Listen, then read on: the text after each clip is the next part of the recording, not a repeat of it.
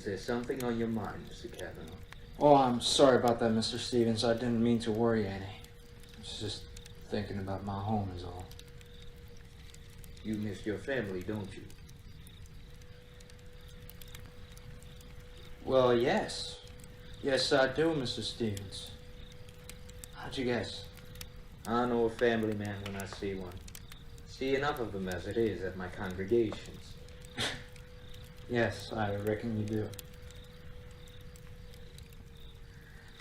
So what's got you worried? Oh, well, as you already know, I have a little one at home needs medicine real bad, so I had to go a few times over to get me some. And I'm headed back to Buffalo where my family lives. But as soon as I got out of Deadwood, my horse just up and ran, and by God, if you hadn't picked me up back there, I would have never made it out of Black Hills. God. I can't imagine how scared she must be with the daddy gone for so long. Mr. Kavanaugh, look at me. Your daughter is going to be all right. As God Almighty as my witness, you will complete your trek and nurse her back to health. I will make sure to pray for her. Well, that's mighty kind of you to say, Mr. Stevens. I appreciate it. Don't mention it, Mr. Kavanaugh. It's what I do best.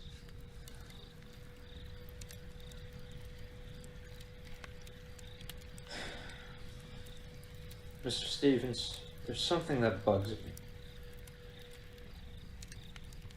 Oh? It's just that damn horse of mine. Pardon my French. It's all right. You were saying. Yes, well, I just never understood why the critter ran away is all. All I remember happening is all of a sudden it got real cold out of nowhere. Cold, you say? That's right. The air got fierce all of a sudden, and that's when my horse decided to hightail it out of there without me.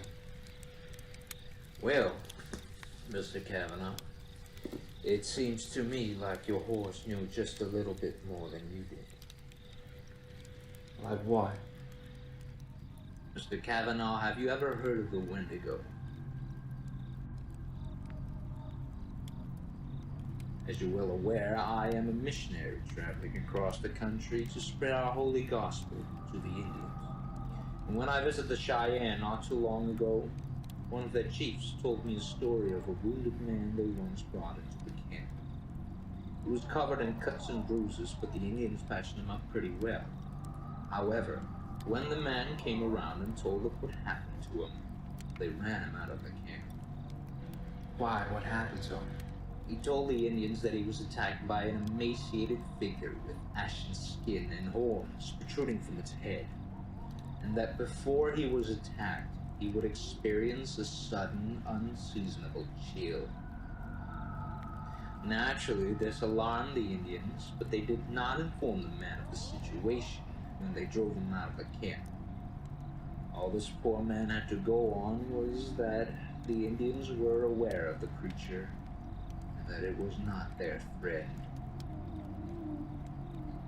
So did he eventually find out what it was?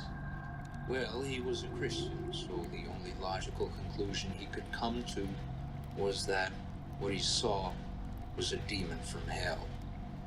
When he realized this, he thought to himself, "This is my chance to prove to the world that there is indeed a God." His desire to achieve this goal grew lustful, so he returned to his hometown to assemble a small army comprised of men from his congregation and started straight back for the location where he had been assaulted. By nightfall, they had arrived at the venue. The party was fitted with an assortment of guns and several attack dogs, but none had proven helpful in the ways they had hoped. Once they closed in, the air suddenly grew cold, and sure enough, the attack dogs ran away.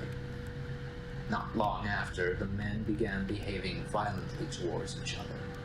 They had grown paranoid and desperate. This feud soon grew into a horrific bloodbath.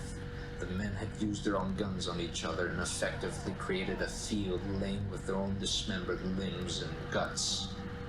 Worst part was, they were all still very much alive and eating from each other. Our man was the only one not to be affected by this sudden lust for human flesh, and all he could do was watch as this gruesome scene unfolded before his very eyes. When each and every individual party member died, one after the other, all the man could think was how he had been the one who had led them to this horrible fate. But that thought would soon fade away when he caught an ashen figure in the corner of his eye. It had been the same one that had attacked him once before. The man was paralyzed, but the creature did not attack him, no.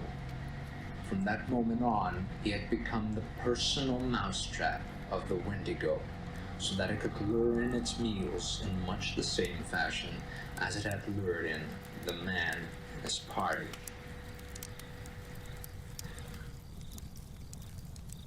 That's not where our story ends, because after the Wendigo had taken control of this man, they returned to the very same camp where he had been nursed back to health by the Cheyenne.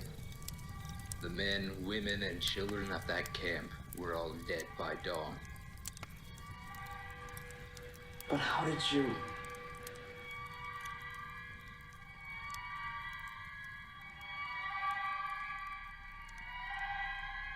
Mr. Kavanaugh, did it ever occur to you how convenient it was of me to be walking by when you lost your horse?